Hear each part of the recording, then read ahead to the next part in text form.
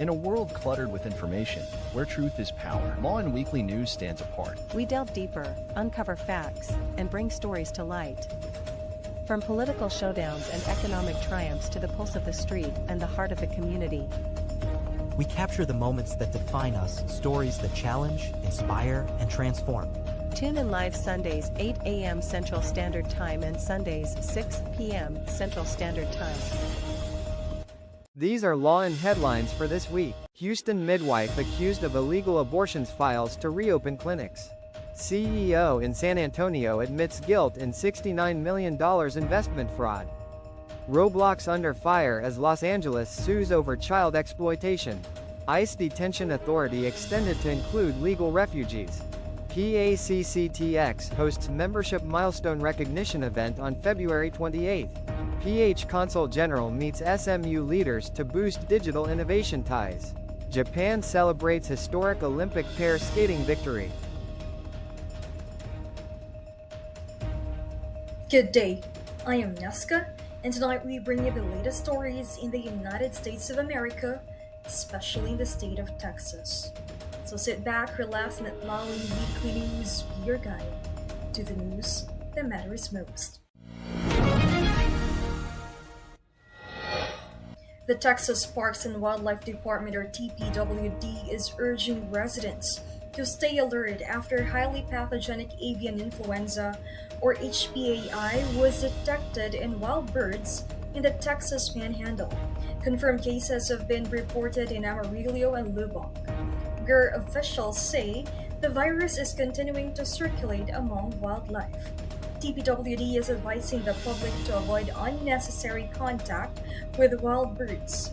Residents in affected areas are discouraged from feeding wildlife, including the use of bird feeders, and are encouraged to keep birds away from shared food and water resources. Officials say the virus can spread directly between birds or indirectly through contaminated environments.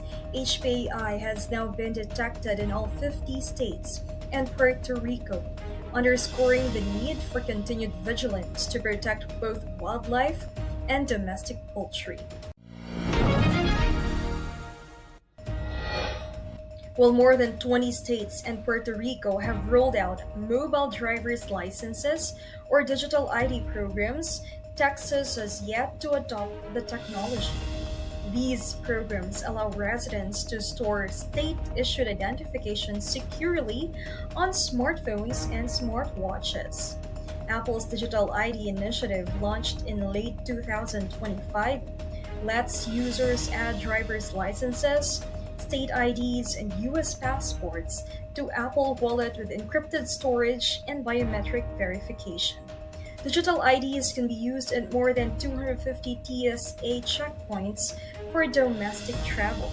However, Texans currently cannot add a state-issued driver's license to Apple Wallet or similar platforms.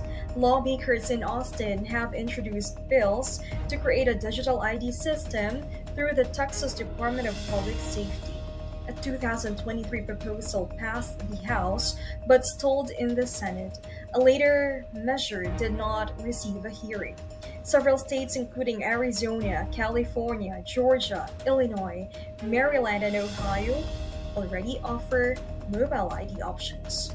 For now, Texas residents must continue using physical driver's licenses. An attorney for a Houston area midwife is asking the 15th Court of Appeals to overturn a temporary restraining order that forced the closure of her clinics amid allegations of illegal abortions. Attorney Mark Yaron argued that the injunction issued last year by Waller County District Judge Gary Chaney lacked sufficient evidence to keep the clinics closed. The facilities are located in Cypress, Spring, and Waller. The midwife, identified in court records as Rojas, faces 15 felony charges alleging she performed abortions illegally and operated without proper licenses. She is believed to be the first person arrested under Texas near total abortion ban. Her criminal case is ongoing and separate from the civil matter.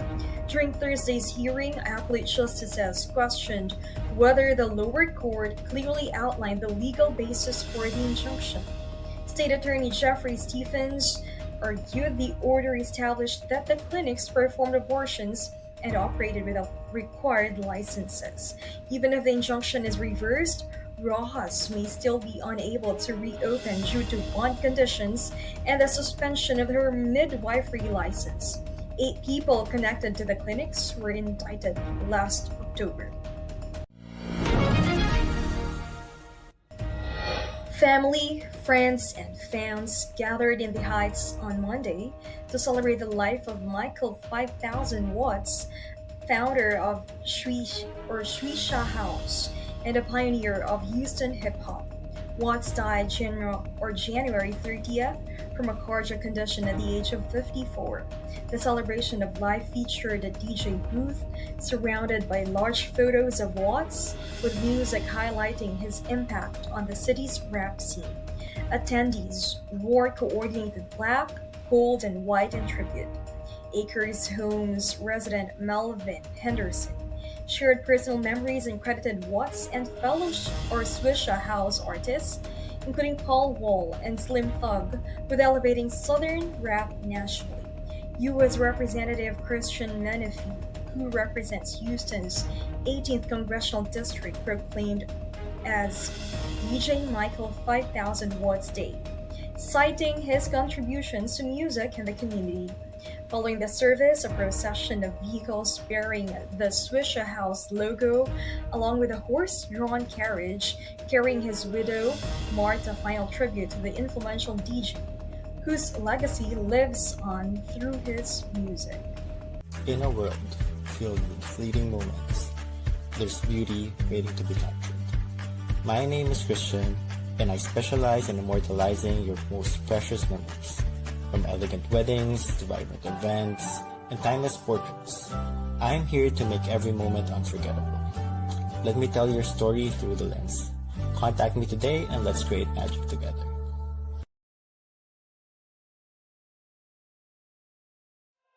Journey to self-discovery and mastery. Be bold, why not? Season 6 with MJ Concepcion every Monday 8 p.m. CST. Don't miss out. Where every conversation is welcome at the table. This is Pink Table Talk with Dr. Carly D. Every Wednesday 8 p.m. Central Standard Time. Rice, spice, and everything nice. Welcome to the Philippine food scene with Adobo Queen, Nancy Reyes Lumen of Commissary Kitchen. Every Thursday 8 p.m. CST, Friday 9 a.m. Philippine time. The Austin Transit Partnership has approved a $60 million contract with Austin Rail Constructors to design and build the first phase of the city's light rail system. The agency said the contract covers design and construction of transitways, tracks, stations, bridges, traffic signals, utilities, drainage systems, and streetscape improvements. Austin Rail Constructors, a joint venture between Stacy and Whitpack Incorporated and Sund Construction Incorporated, was selected after a year-long competitive process. With approval in place, the Austin Transit Partnership can begin pre-construction work and finalize designs for the multi-billion-dollar project. The initial phase includes 15 stations along a nearly 10-mile route, with all-electric trains expected to run every 5 to 10 minutes. Officials say the contractor will subcontract portions of the work, creating opportunities for local and small businesses. Construction is expected to begin in 2027. Austin Mayor Kirk Watson and Transit Partnership CEO Greg Cannelly say the project will improve mobility, create jobs, and boost the local economy. Days before the 5th anniversary of his death, Dallas police officer Mitchell Penton was honored during a city council presentation on Wednesday. Penton was killed February 13, 2021, when a drunk driver struck him while he was on duty. The driver was later sentenced to 30 years in prison in May 2023. During the February 11 council meeting, Quick Trip Corporation announced a $509,581 donation to fund for four new blocker trucks for the Dallas Police Department. The Ford F-550 units will be used to shield first responders at crash scenes and along busy freeways. The city of Dallas first deployed blocker trucks in 2023 following Penton's death. Officials say the trucks have since been used more than 1,200 times, with several struck in crashes, preventing injuries and fatalities. The city also reports an 18% reduction in emergency response times in high-risk freeway areas. A San Antonio man has pleaded guilty to carrying out a $69.5 million real estate investment fraud scheme, according to U.S. Attorney Justin Simmons. Devin Ward, elder, 47, admitted Tuesday in federal court to one count of wire fraud. Prosecutors say Elder, founder and CEO of DJE Texas Management Group LLC, defrauded about 345 investors between January 2023 and March 2025. He solicited investments in 17 real estate projects, including apartment complexes, industrial workspaces, land developments, and commercial buildings. Court documents state Elder misrepresented expected returns, claimed he would invest his own funds, and used money from new investors to pay earlier investors. A practice prosecutors say resembled a Ponzi scheme. Investors received about $8.8 million in payments, largely funded by other investors rather than profits. Elder stopped making payments in March 2025 and told investors their projects would not be completed. He faces up to 20 years in federal prison. Sentencing is scheduled for the week of June 2nd. Los Angeles County has filed a lawsuit against Roblox, alleging the platform exposes children to sexual content, exploitation, and online predators. In the complaint filed Thursday, county officials say Roblox failed to implement adequate content moderation and age verification systems and did not properly disclose risks posed by inappropriate material. Board of Supervisors Chair Hilda Solis said the lawsuit aims to protect children from online harm. County Counsel Lawin Harrison said the suit alleges the company provides tools that predators can misuse to target minors. Roblox disputes the claims, saying safety is central to its platform. The company says users cannot send images through chat and that it monitors harmful content and cooperates with law enforcement. Roblox reports about 144 million daily active users worldwide, with more than 40% under age 13. The lawsuit follows scrutiny from groups including Hindenburg Research and adds to broader legal efforts in Los Angeles targeting tech companies over alleged harms to young users. Join us for a captivating new series where Lawin sits down with the trailblazers of the music and entertainment world. Discover the stories behind the faces and voices that shape our culture and community.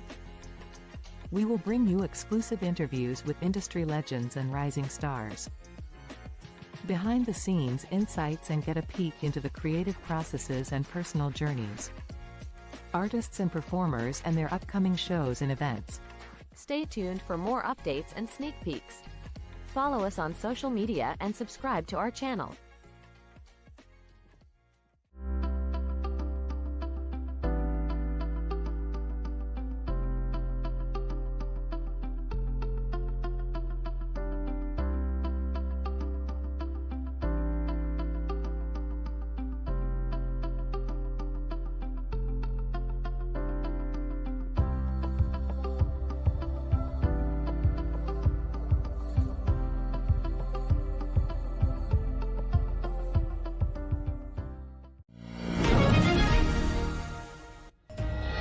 The U.S. Immigration and Customs Enforcement has been granted expanded authority under the Trump administration to detain certain refugees who enter the United States legally but have not yet obtained permanent resident status.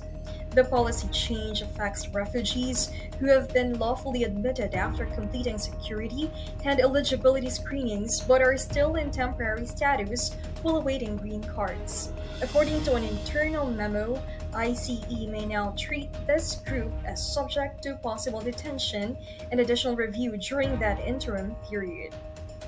Refugees admitted to the U.S. undergo extensive vetting before arrival and are permitted to apply for lawful permanent residence after a designated period.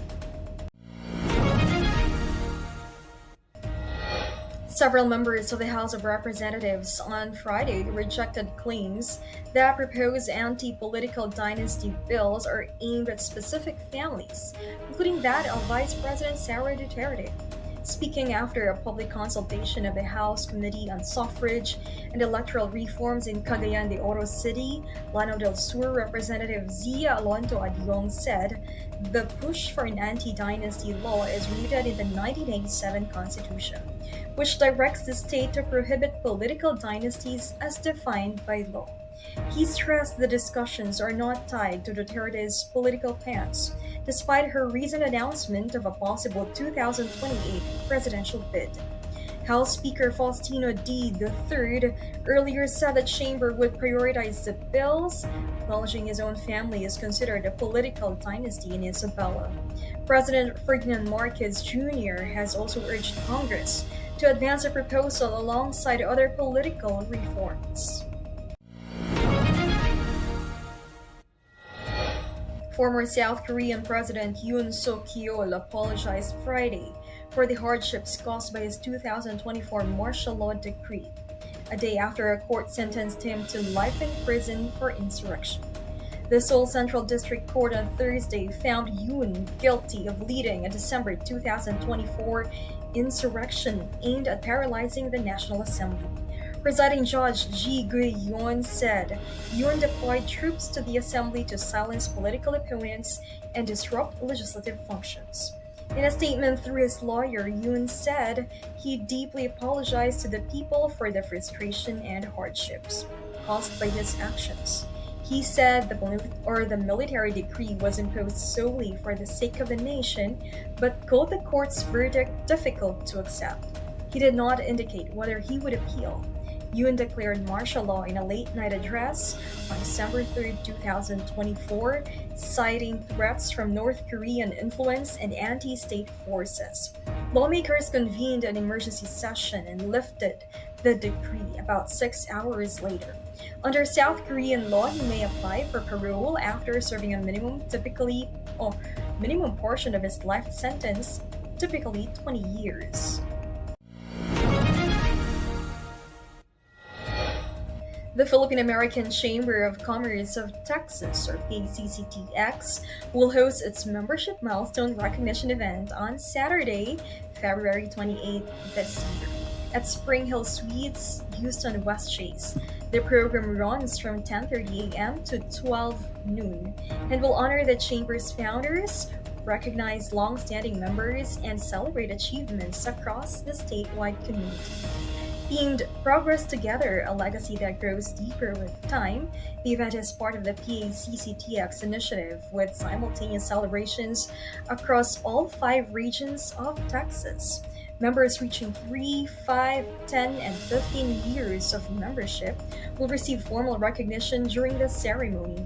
The program will also be live streamed through our very own Lawin Media Network, enabling wider participation across the state. PACCTX encourages members and the public to join free of charge by registering through the QR code provided in event materials.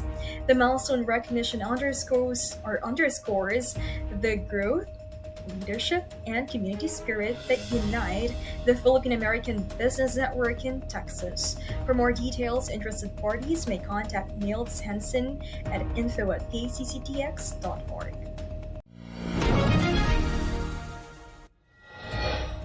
Philippine Consul General Gunther Salas visited the Lyle School of Engineering at Southern Methodist University to explore academic and research partnerships, officials said.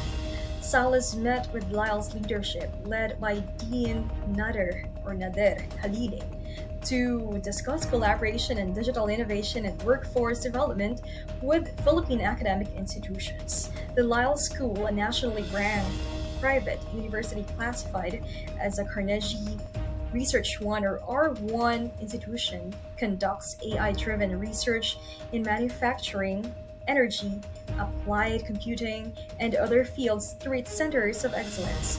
Officials said the visit highlighted opportunities for joint research, technology initiatives, training programs between SMU and universities in the Philippines. Filing taxes, dealing with tax debt, or facing IRS actions is stressful, but you don't have to go it alone. Call 832-674-0829 or visit www.taxresolutionesq.com. For divorce and family law in Texas, Liggett Dizon Law Firm PC will guide you every step of the way. From initial consultation to detailed review of your case and strategic planning. We'll sit with you during negotiations or mediations, and represent you in court. Whether it is a family law, estate planning, or immigration, we will be there to guide through the final steps. So, leave your legal matters behind you and embrace your future. You can contact Liggett Dizon Law Firm PC at 346-5454-346 or visit dizonlawfirm.com.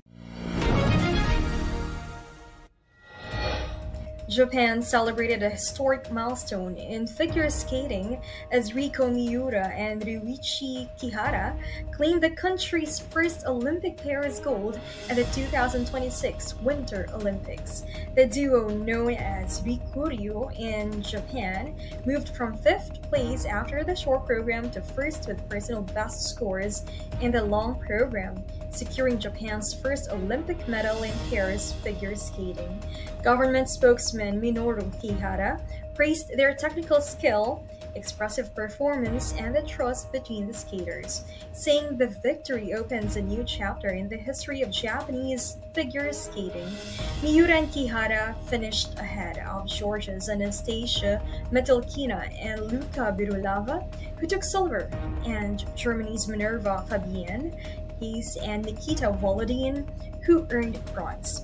American gymnastics legend Simone Biles, attending the event, described their performance as pretty sure that was perfection. Junmar Fajardo won his 7th Mr. Basketball Award Monday at the 2025 Philippine Sports Writers Association Awards night, adding to an already illustrious career. Fajardo, who recently earned a record 9th PBA MVP award and led San Miguel Beer to the season 49 Philippine Cup title, said receiving the honor continues to be meaningful and that he felt blessed to receive another Mr. Basketball award. The 36-year-old Cebu native also captured his 12th PBA championship just weeks ago and noted that he has now shifted his focus to the national team, mentioning that he had rested at home in Cebu and that training for the national team would begin soon. This latest recognition further solidifies Fajardo's status as one of the Philippines' most accomplished basketball players.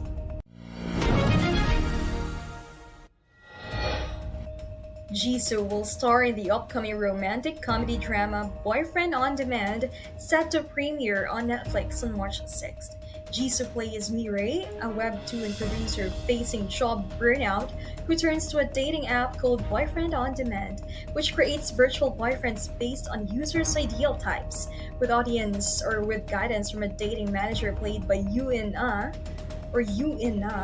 Mireille goes on dates with several virtual boyfriends.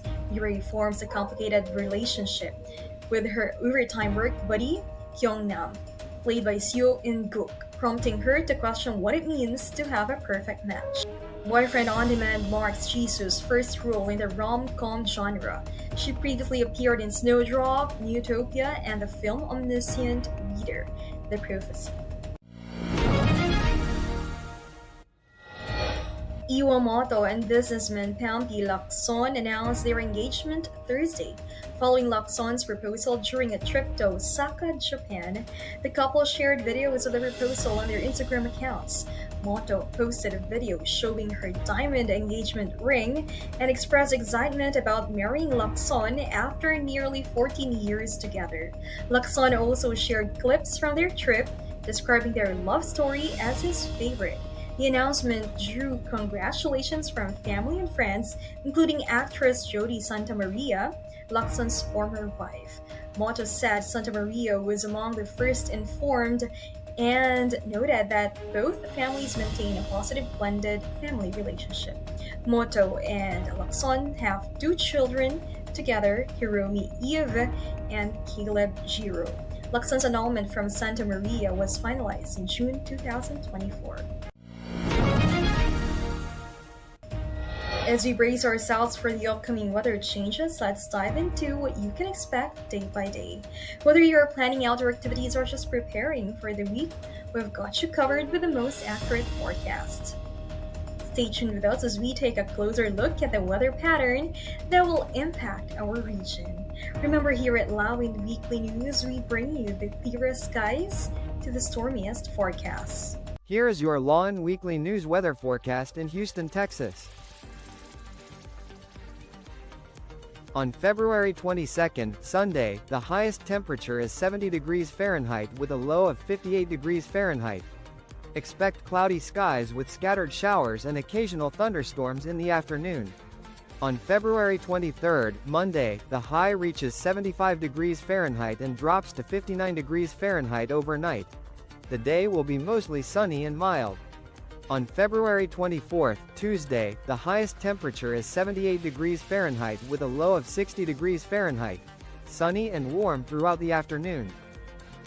On February 25th, Wednesday, the temperature peaks at 80 degrees Fahrenheit and dips to 61 degrees Fahrenheit at night, sunny and pleasant.